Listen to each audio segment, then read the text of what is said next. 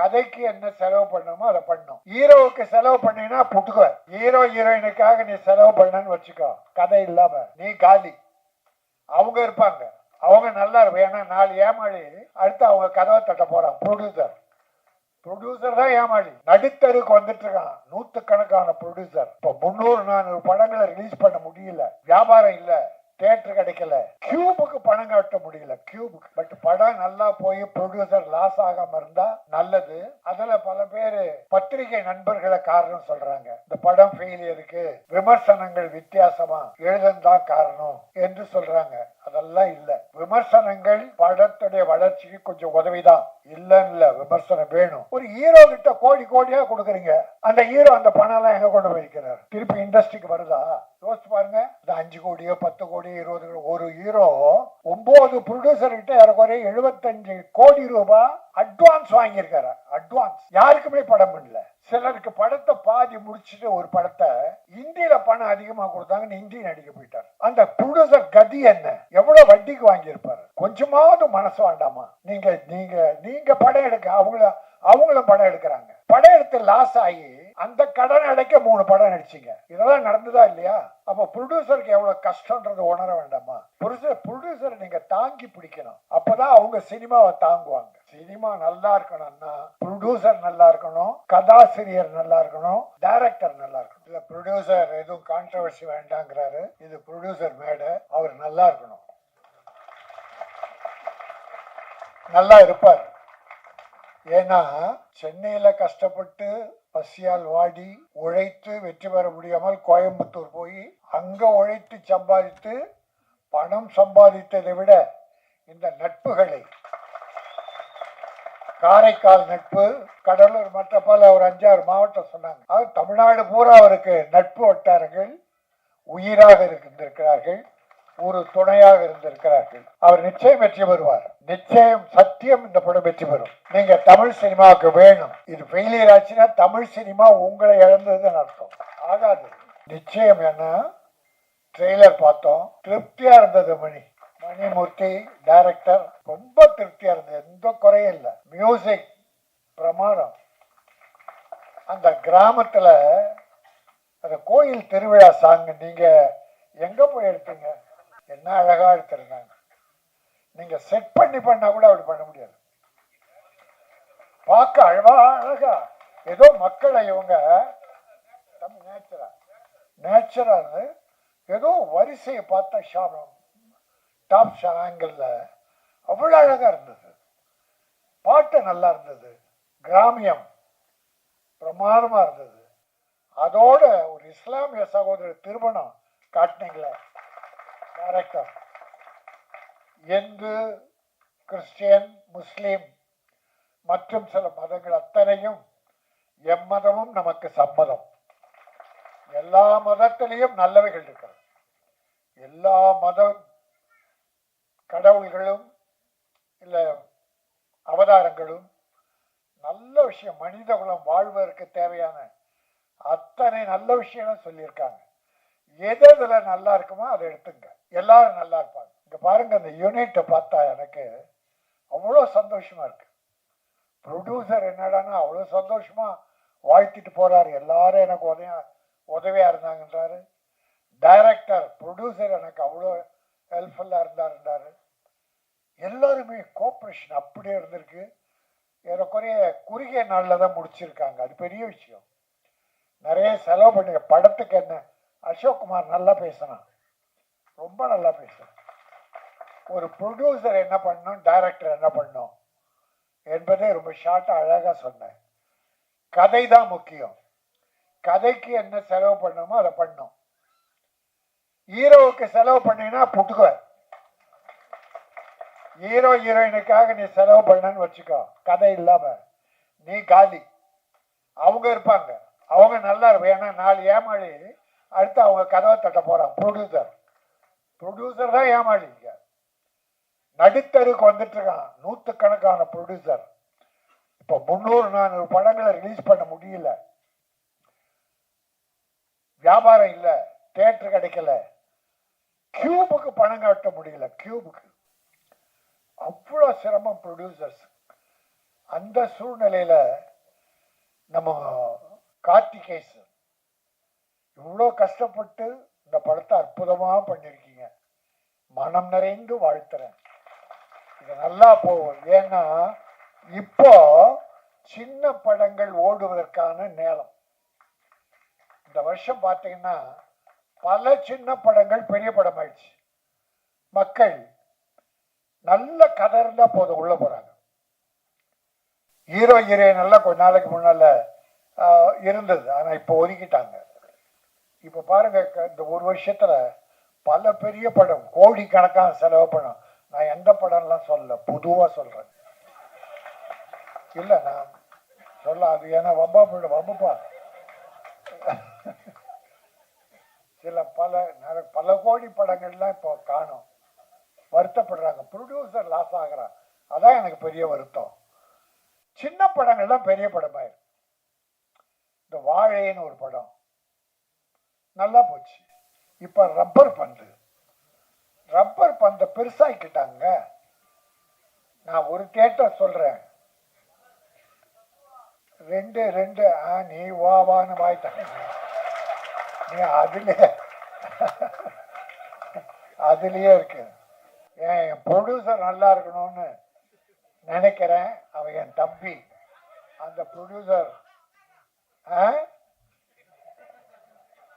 ஆனா என்னோ தெரியல, நான் படம் பார்க்கல. பட் படம் நல்லா போய் ப்ரொடியூசர் லாஸ் ஆகாம இருந்தா நல்லது. அதுல பல பேர் பத்திரிகை நண்பர்களை காரணம் சொல்றாங்க.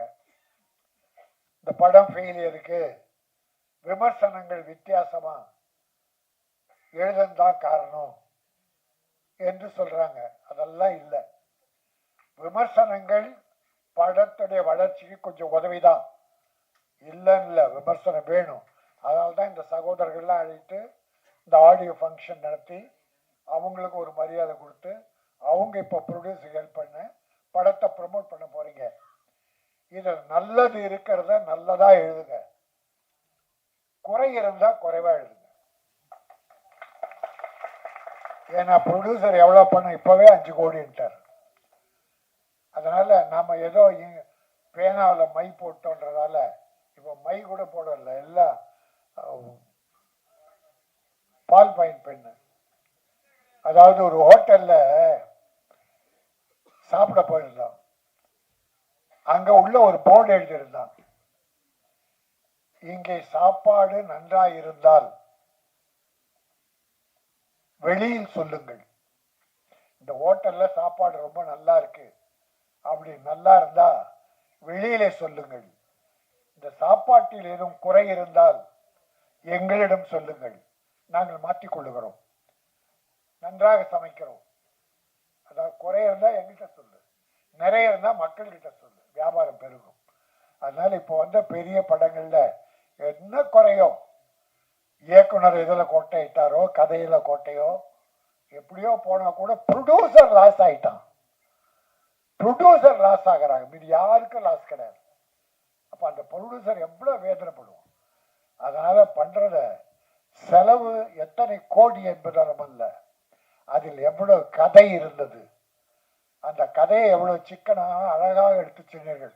இந்த 2 ஜாம்பவா உட்கார்ந்துருக்காங்க, உதயகுமார், பேரரசு, எப்படிப்பட்ட படங்கள் பண்ணாங்க. ரஜினி சாரை வச்சு எத்தனை வெற்றி படம், கார்த்திகை வச்சு வெற்றி படம், உதயகுமார். நம்முடைய பேரரசு விஜய் வச்சு வெற்றி படங்கள் கொடுத்த 2 இயக்குனரும் சின்ன பட தயாரிப்பாளர் வளரணும், வாழணும், வெற்றி பெறணும்னு தொடர்ந்து வாழ்த்து வர்றாங்க. மனம், நல்ல மனம், வாழ்த்துவதற்கென்று ஒரு மனம் வேண்டும். அந்த நல்ல மனம் தான் தொடர்ந்து எங்க சின்ன ப்ரொடியூசர்லாம் பெருசாகணும், பெருசா வரணும். ஒன்றும் இல்லை, இந்த படம் வெற்றி பெற்றதுன்னா நம்ம கேசவன் என்ன பண்ணுவாரு, கார்த்திகேசவன் அந்த படத்தை இன்னொரு படம் உடனே தயாரிப்பாரு. அது மணிரத்னமா இன்னொரு டைரக்டரா யாரும் டெக்னீஷியன்ஸு, இந்த செட்டு நல்ல செட்டு, அதே வச்சு பண்ணுவார். தொடர்ந்து படம் பண்ணுவார். ஒரு ஹீரோ கிட்ட கோடி கோடியா கொடுக்குறீங்க, அந்த ஹீரோ அந்த பணம் எல்லாம் எங்க கொண்டு போயிருக்கிறார்? திருப்பி இண்டஸ்ட்ரிக்கு வருதா? யோசிச்சு பாருங்க. அது 5 கோடியோ 10 கோடியோ 20 கோடி. ஒரு ஹீரோ 9 ப்ரொடியூசர் கிட்ட ஏறக்குறைய 75 கோடி ரூபாய் அட்வான்ஸ் வாங்கியிருக்காரு. அட்வான்ஸ் யாருக்குமே படம் பண்ணல. சிலருக்கு படத்தை பாதி முடிச்சுட்டு ஒரு படத்தை இந்தியில பணம் அதிகமாக கொடுத்தாங்கன்னு ஹிந்தி நடிக்க போயிட்டார். அந்த ப்ரொடியூசர் கதி என்ன? எவ்வளவு வட்டிக்கு வாங்கியிருப்பாரு? கொஞ்சமாவது மனசு வேண்டாமா? நீங்க நீங்க நீங்க படம் எடுக்க அவங்களும் படம் எடுக்கிறாங்க. படம் எடுத்து லாஸ் ஆகி அந்த கடன் அடைக்க 3 படம் நடிச்சிங்க. இதெல்லாம் நடந்ததா இல்லையா? அப்ப ப்ரொடியூசருக்கு எவ்வளவு கஷ்டம்ன்றது உணர வேண்டாமா? ப்ரொடியூசரை நீங்க தாங்கி பிடிக்கணும். அப்பதான் அவங்க சினிமாவை தாங்குவாங்க. சினிமா நல்லா இருக்கணும்னா ப்ரொடியூசர் நல்லா இருக்கணும், கதாசிரியர் நல்லா இருக்கணும், டைரக்டர் நல்லா இருக்கணும். ஏன்னா கதையை உருவாக்கி கொடுப்பவன் தான் கதாசிரியர். விவேகானந்த சொல்லுவார், நீ பூவா இருப்பதை விட செடியா இரு. ரோஜா மலர் காலையில் மலரும், பறித்து சூடுவார்கள், மாலையில் வாடிடும், தூக்கி போட்டுருவாங்க. மலராய் இருந்தால் காலை மலர்ந்து மாலையில் உலர்ந்து விடும். செடியா இருந்தால் பூத்து கொண்டே இருக்கும், தொடர்ந்து 1000 பூக்களை தரும். அதை நாம் பறித்து சூடிக்கொள்ளலாம். அதே போல என் தயாரிப்பாளர் செடியாக இருந்து பல படங்களை தர வேண்டும், நல்ல படங்களை தர வேண்டும், தமிழ் பெருமையை காக்க வேண்டும். கார்த்திகேசன் நல்லா வருவீங்க. அப்புறம் அந்த விழா பார்த்தோம், டிசிப்ளின்டா லாரான்னு ஒரு டிஷர்ட் கொடுத்து அந்த யூனிட்டி இவர்கள் தான் உழைத்தவர்கள் என்கிற அடையாளம் காட்டியிருக்கார். டைரக்டருக்கு ஒரு பெரிய மரியாதை கொடுத்திருக்காரு. அதை இன்னொரு எனக்கு ஆச்சரியம் என்னன்னா, இந்த நடிச்ச 3 ஹீரோயினும் மேடையில் இருக்காங்க. இந்த தமிழ் சினிமால ஒரு 2 படம் நடிச்சா நம்ம ஹீரோயினுங்க ப்ரொமோஷனுக்கு நான் வரமாட்டேன், அதுக்குன்னு ஒரு அட்வான்ஸ் குட்டியே வச்சுக்கோ, அதுக்கு நான் வருவேன். ப்ரொமோஷனுக்கு அட்வான்ஸ் கேட்காங்க சார், ப்ரொமோஷனுக்கு அட்வான்ஸ் கேட்க. அவங்க நடிச்ச படத்து பல அக்கிரமா இருக்கு, அதெல்லாம் பேச வேணாம். ப்ரொடியூசர் வேண்டான்ட்டார், அதனால நமக்கு வேணாம். நான் என் அருமை சகோதரர்கள், என்னுடைய அருமை தம்பிகள், மீடியா நண்பர்கள், பத்திரிகையாளர்களை கேட்பேன், உள்ளதை எழுதுங்கள், நல்லதை எழுதுங்கள், குறைகளை கொஞ்சம் குறைத்து எழுதுங்கள். ப்ரொடியூசர் எந்த வகையிலும் பாதிக்கக்கூடாது. உங்களுக்கு யாரும் அட்வைஸ் பண்ண அவசியமே இல்லை, உங்களை யாராலும் கட்டுப்படுத்த முடியாது. பத்திரிகை சுதந்திரம் என்பது யாரும் விலங்கு போட்டு மாட்ட முடியாது. நம்ம மனசாட்சி தான், உங்க மனசாட்சி தான். அதுவும் சின்ன படங்களுக்கு நீங்க நல்லாவே எழுதுறீங்க, நல்லாவே ப்ரமோட் பண்றீங்க. உங்களுக்கெல்லாம் என்னுடைய நன்றி. இந்த படம் லாரா வெற்றியுடன் வாரா, லாபம் நல்ல முறையில் தான். என் ப்ரொடியூசரையும் இயக்குனரையும் காப்பாற்று. உடன் நடித்த அத்தனை பேரும், டெக்னீஷியன்ஸ் உட்பட மியூசிக் டைரக்டர் அத்தனை பேரும் வெற்றி பெற்று அடுத்து படங்கள் செய்ய வேண்டும் என்று வாழ்த்து விடைபெறுகிறேன். நன்றி, வணக்கம்.